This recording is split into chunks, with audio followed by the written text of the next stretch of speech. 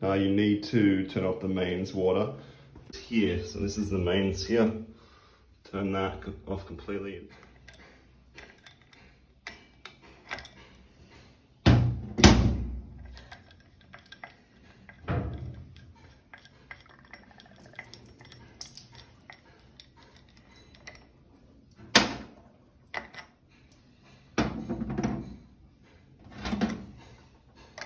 I've already pre-loosened this, but yeah, you just put your shifter on there and go as hard as you can. So put your shifter on there and then you can whack it anti-clockwise with the hammer. Pull it off.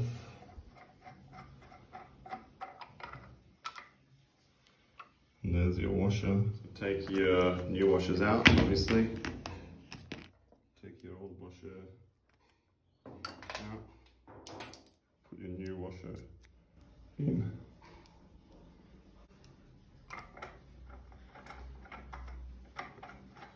Get that done correctly, push it in.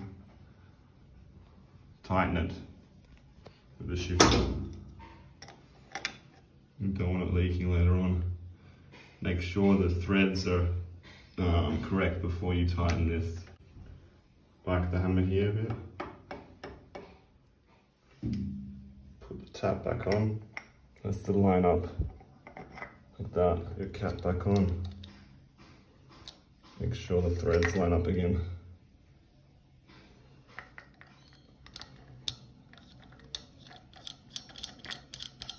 And then tighten this little bugger. Yeah.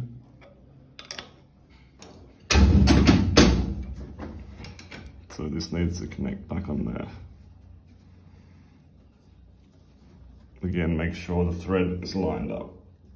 Really hoping this fixes it.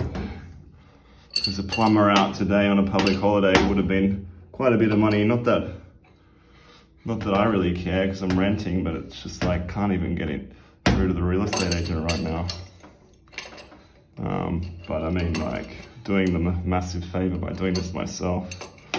Probably will ask for the price of the shifter and the washers and compensation, obviously. Maybe I'll ask for like labor costs as well. What do you think my labor's worth?